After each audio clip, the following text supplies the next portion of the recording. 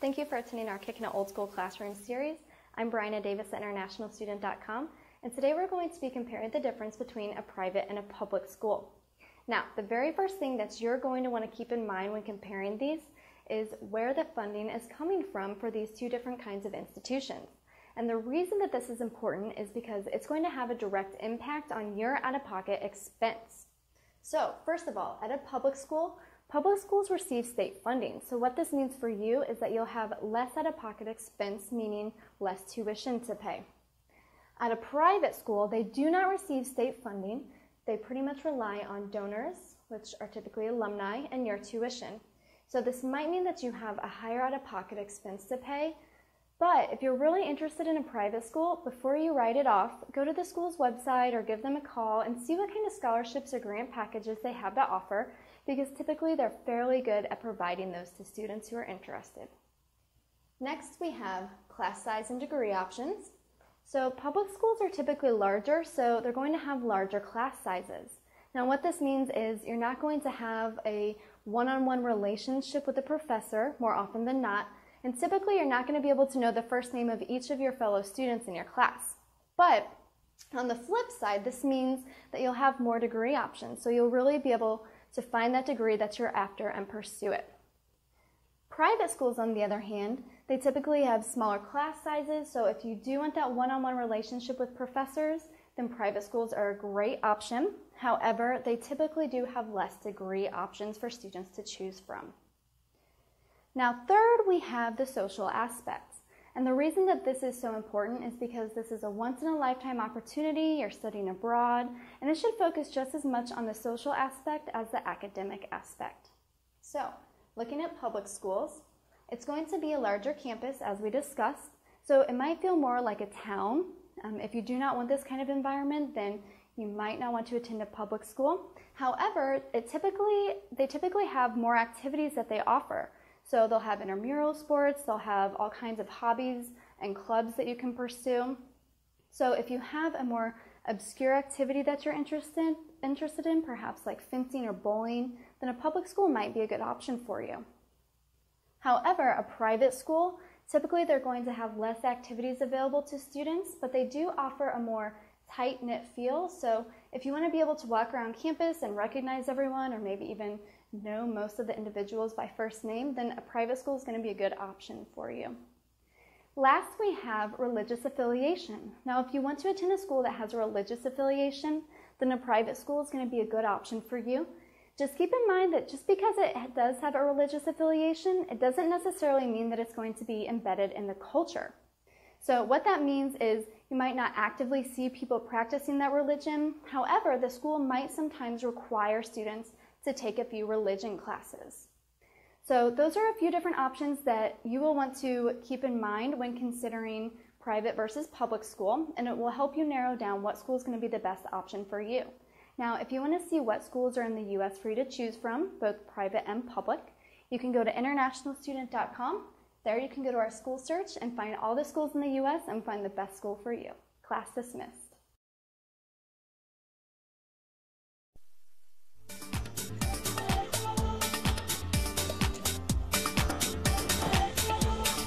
Well, we hear so much about the benefits of private schools compared to public schools, but is the extra money really worth it? Well, today we're going to be exploring that topic, looking at the costs and the benefits of some of the hottest private schools around in the D.C. area. And here to discuss this important topic is Ann Dolan. She's the president of Educational Connections here with us today. Hi, Ann. Good to see you again. Great to see you. So, you know, we're very fortunate here in the D.C. area. We have not only wonderful private schools, but we've got fantastic public schools too. We've got the best of both worlds. We really do. And that's why it's such a hard decision for parents. You know, sometimes when they have a great school in their neighborhood, there are definitely pros and cons. Would the private school be better for their child, or should they stay with their home-based school? And even if you are so lucky to be able to go to a magnet school that's out of your neighborhood, that still comes under the public school category. Yes. So you're not shelling out more for that. That's correct. Yeah. Magnet schools, charter schools, those are all taking public funds. Right. All right, well, let's talk about some of the pros of private education. Why would a parent choose to send their child to a private school? Well, I think parents send their kids to private schools for a number of different reasons, and actually now they're called independent schools. That's more the term, which is interesting. But I'd say that, you know, now parents are thinking, well, what can my local public school offer? And what is the difference with a private school? For example, you know, maybe their child needs more academic rigor that their neighborhood school can't provide. They want their child to be pushed. They want their child to excel. Other parents may look at their student and say, you know what? He needs a lot more structure. He's having a hard time paying attention and to achieving potential. I may want a school specifically designed for kids with ADHD. And then you could find one probably more easily in the private sector, right? Yes, yeah. That's for sure. You know, the private sector really appeals to every child. You know, you have schools like the Sienna School in Silver Spring for kids with dyslexia that are very bright but have a glitch with reading. You have other schools that are sending kids to Ivy League colleges. And so their advanced curriculum is really appealing to parents as well. For those headed to college, I'm sure parents are looking at things like you know, what kinds of what's the graduation rate? What kind of SAT scores does this school produce? Right. You know, if my child goes here, will I be able to get into this college of my choice, which may be a top-tier school or an Ivy League school? Right. And is it equally? Can your child get in on an equal basis if they go to public or private school? That's the million-dollar question. Parents ask that all the time, and I'd say it honestly depends on the private school that your child is attending. You know, many of these schools are so well known for really preparing kids for college that when admissions officers see a child from their public school and a child from this school with similar GPAs, they're probably going to go with the child from the private school if they have very similar records. Why is that? Well, I think that they know the curriculum. They look at the class load the child is taking. They can see what types of classes they've taken. Are they challenging classes like college level classes such as AP or IB?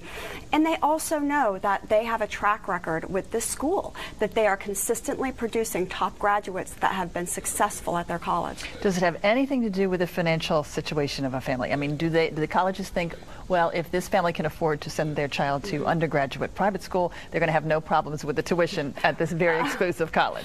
Good question. You know, it's interesting these days because I think years ago, private schools used to be somewhat elitist, but that is not the case anymore. In fact, 30% of kids at these independent schools are there on financial aid. It's very different these days. These schools want diversity. They want their school to look like a slice of America. So it's not the case where they see, oh, if the child can afford this private school, then they can afford my college, because they don't know if the child is there on financial aid. That's good to know, especially with the high costs of both of those education levels. You know, some of the other reasons parents may choose private, I would think, would be they're looking at maybe class size. They are. Maybe like the student-teacher ratio. Are they going to get more individual attention in a private school? I would definitely say yes, that's for sure, and that's one of the big bonuses of a private school. You know, in many of the counties in our area, you're looking at class sizes, even at the elementary level, of about 30 kids, and that's a lot for one teacher. But look at these private schools. I mean, they're boasting like a 12-to-1 ratio. One teacher for every 12 kids, or at tops 18 students in a class. So that's a big difference when you really get to know your teacher, and you get a lot of individualized instruction. You see it from both sides. What do you see as far as enrichment programs go? If you had a child, would you feel that they would have more opportunities for all kinds of extracurricular opportunities in a private school versus a public school? Probably. You know, again, it certainly depends on the school, but I would say many of these private schools have pretty large endowments, some of them up to $100 million. So when you have that much money, you can afford to put money into technology. Maybe every child has a laptop, or you can have cutting-edge facilities. You can have state-of-the-art sports equipment and football fields. So it really does vary. But that is definitely a plus that many parents think about, is beyond academics. What are the offerings at that school? And probably some really great class trips too. Oh, some yes. Awesome places, you know. Yeah, absolutely. And that's another thing, is that in their junior year, many schools offer a study abroad program, and that's appealing to a lot of families. Well, I'll say. As far as the athlete goes, I would think it would be easier to get on a varsity team at a private school because there are fewer students versus, you know, the throngs that are trying to get on the one football team or the one whatever team for women. It's really true. Yeah, at a public school. So, I mean, for somebody that's really into athletics, would it be better to go to the public school? Well, I just worked with a family that decided to go to a parochial school, Paul VI, which is in Fairfax, Virginia, instead of their local high school, because they knew that their son would never make the basketball team, but that he could play basketball at this school. And so for many kids, when something else is important outside of academics, like the football team, the soccer team, basketball team, that's definitely something to consider. And many parents make that leap because of sports. Wow, I can imagine they would. Gives the kids an opportunity to play where they may not have played. They may have sat on the bench if they had gone to the other school. All right, so if you are a parent and you're thinking maybe, what am I going to go private school for my child next year? What's the time frame? When should they start looking? I mean, is it very, it must be very competitive. I would think there are dates to adhere to. There are, yes. You need to start about a year before and thinking about school. So in September, the applications are released. And then students will go on school visits, they'll arrange interviews, they'll get their application together. They'll take this test called the SSAT, which is like a junior version of the SAT. And at my company, we provide a lot of prep for those kids. They want to get top scores to bolster their chances. And then they have to submit everything in January. They hear back from the schools in March. They have to let the schools know by April whether they will attend or not. So right now, a lot of students are getting those letters. Did I make it? Did I not make the cut? Crunch is on. Yes. And thanks so much for joining us today. Lots of good information there about public schools and private schools. Appreciate Thanks, it. Melanie. All right, coming up next here on Let's Talk Live, step aside, Duggars. There is a new family in town, and we're going to tell you all about this new reality TV show. And if you have something to say, tweet us. Send it to Let's Talk Live DC.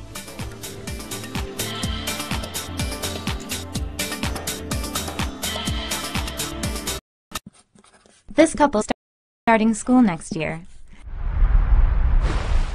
The wife has looked at local public schools, but she also wants to consider private schools. Her husband isn't so sure. He worries private schools are too elitist, and he'll be paying off tuition for the rest of his life.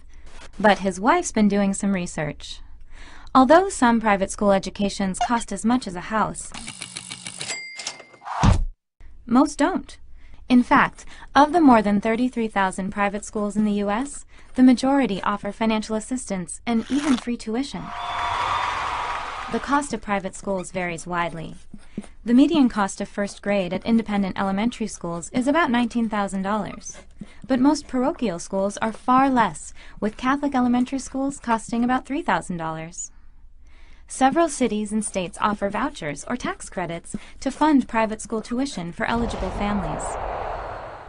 And the list of areas keeps growing. But there are other things to consider, too. Private schools tend to have smaller class sizes, which may help your child get more individual attention. They also have more freedom than public schools. They can have unique philosophies that might fit well with your family's views and values. Or not. But just because you're paying for a private education doesn't mean you'll get one that's right for your child. Unlike private schools, public schools must provide support for kids with learning disabilities. Some private schools lack cultural diversity. Nationwide, only 1 in 4 students in independent schools comes from a racial minority. Finally, private schools not only choose their curriculum, but also their students. This means an admissions process, which can be daunting. The best way to find the right school? Get informed. Talk to friends, research your options on great schools, and visit. You won't regret it.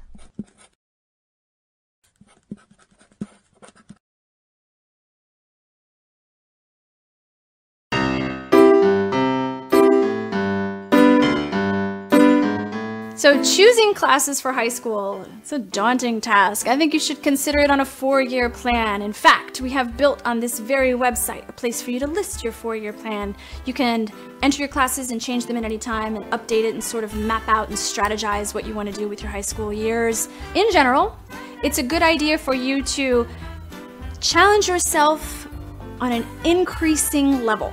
You want to start sort of low, like with 0 advanced classes or 1, possibly 2. Don't set it high freshman year and then go down. You want to take fewer advanced classes early on and then take a little bit more each year. That would look way better. I think it's really important you have 4 years of English, 4 years of math, 4 years of history, 4 years of science. Your state might only require you to have 2 years of a foreign language, but colleges like you to have 3. I recommend that you take 4. I think it is a good idea for you to take a senior year foreign language. And if you have a particular interest in a subject like science or math or English, you can also take your lessons in that area. So you can double up on something that you really, really love. I wouldn't double up on things that you don't love because that's a recipe for disaster. Make sure that you've met all your state requirements for technical education, career education, or occupational education, whatever your school calls it.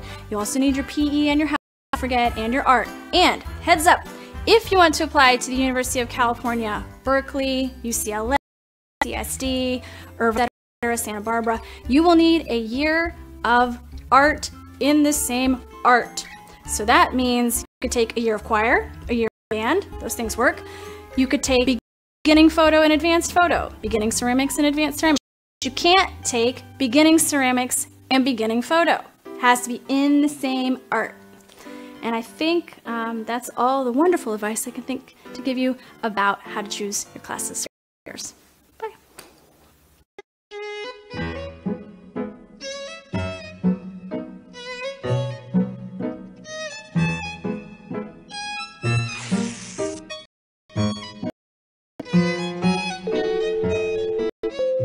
Mom, I know it's time to talk about touring St. Pudens, but Dad wants to give us 2 cents. Oh, great. Sorry, Susan, but St. Pudens is not the right school for him.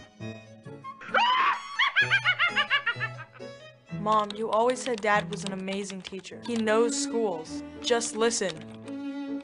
For me. Fine. A great high school challenges kids to dream big about their future. Before deciding on a school, you have to visit.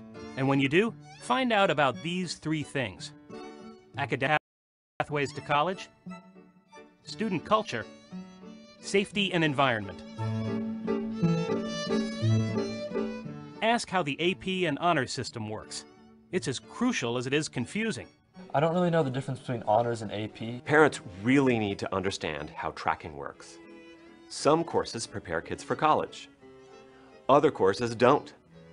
And some other courses are really good for kids trying to get into a competitive college.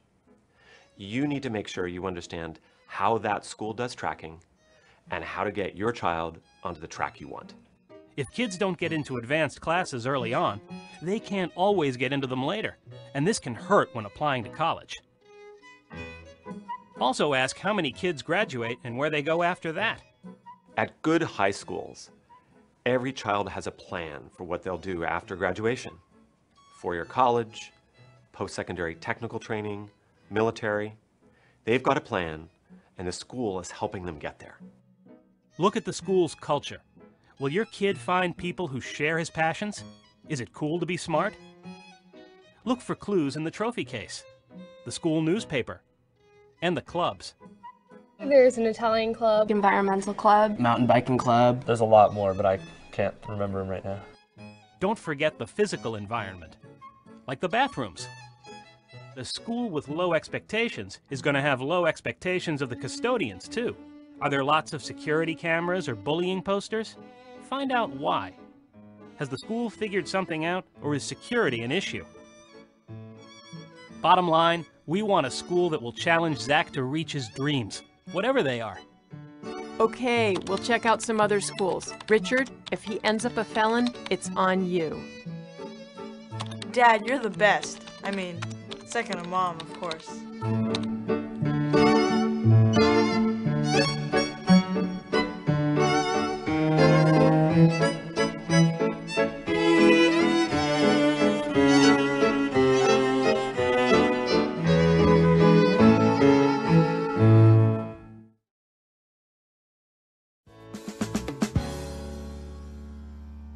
In today's Mommy Minutes, I'll be telling you our pros and cons of private school. So we did public and homeschool and private school. The private school we chose is a faith-based Christian private school, and so that's going to have a little bit of a different list of pros and cons than a secular private school. For us, One of the things that we liked about the private school we chose is that even though we don't have as much freedom to choose curriculum like we did in homeschool, we are choosing a school whose leadership is choosing curriculum that lines up with our faith. It's not just the curriculum though, it's also just the leadership, the mentoring, the purpose of education. It all lines up with our faith. I like that in private school, the kids are in a classroom environment, they're having recess regularly, so they're having that community experience, and they're getting that independence from us. They are going out and experiencing part of the world and practicing and putting into practice the things that we've taught at home. And so they're learning independence, but they're also under the leadership of an organization that shares our beliefs and will reinforce those beliefs in the way that they deal with our kids and with other kids, like on the at recess, in conflict resolution and in the classroom, just all across the board. They're getting reinforcement of what we're teaching at home. One of the benefits of any private school is that if you move out of your neighborhood, but you're still within your city, you can still attend that school. So it's different from a public school that is based on your address, and there's some freedom in that. We chose a private school that does not make families sign a statement of faith saying that they are Christians. So our campus is not a Christian-only campus, and we appreciate that. We like the fact that our kids are exposed to people who don't believe the same way we do, but that they are under leadership that does reinforce our beliefs. The class sizes are smaller typically in a private school, and so the academics sometimes can progress at a faster pace, so that's a pro. I like that there's uniforms because there isn't that constant desire to show off, name brands and what you're wearing, so I like uniforms. A big difference that I was not expecting between public school and private school. In public school, when you're absent, they don't like it because they're not getting that tax money on the day that your child is not in the classroom. But at a private school, they don't really care. They're going to work with the family to make sure that the child catches up. But there isn't that, guilt and shame that you took your kid out of school. They definitely give families the freedom to go on vacations and off seasons, and that was not what I experienced at public school. So now the cons of private school. The most obvious con is going to be the cost. It costs way more than public school, which is free, and it costs more than homeschooling, even though you have to pay for your own curriculum. There's just a lot more cost for a private school. We're back in a classroom environment after experiencing homeschooling, and we're definitely feeling the change from homeschooling where there's no homework, homeschooling where there is a lot more freedom as far as how you spend your time and how quickly you progress through a subject. And so even though private school is essentially the same as public school in that regards, our family is feeling it this time because when we did it schooling the first time, it was all we knew. The school community is somewhat homogenous in compared to a public school education. So that's our series on how to choose a school, the pros and cons of public, the pros and cons of homeschooling, the pros and cons of private school. I think the thing that I've learned most from it is that even with the list of pros and cons, sometimes God's going to take your family in a place and in a direction that doesn't line up with logic, and that's okay. And it's okay to be open to going somewhere that doesn't necessarily make sense on paper, doesn't necessarily make sense to your friends and family, and sometimes doesn't even make sense to you. Another thing that I've definitely learned through the process is that no schooling is perfect, and no schooling is ideal, and there's going to be days, no matter which one you choose, where you're like, oh my word, this is the wrong choice, I can't believe we did this, we need to get out. And it's important to stick through it, and it's important to get the blessings from wherever God has you. And some of those blessings are harder to swallow than others. But even the trials that come through different schooling options can be really beneficial for your child and also for you as a parent. So good luck in choosing a schooling for your family and for your individual kids. If you have any suggestions for what next Mommy Minutes can be, put them in the comments. I'd love to look at them.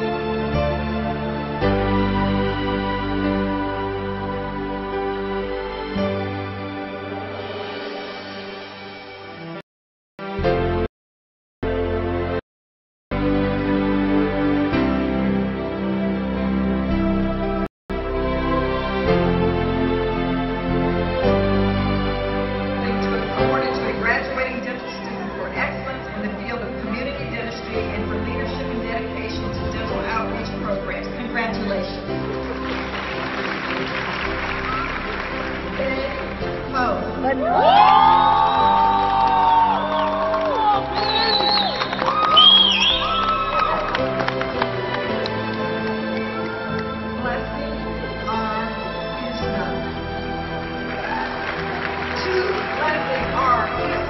award of distinction from the Department of Prosthodontics, a plaque given to a graduating dental student who participated in the Senior Prosthodontics Honors Program. Congratulations.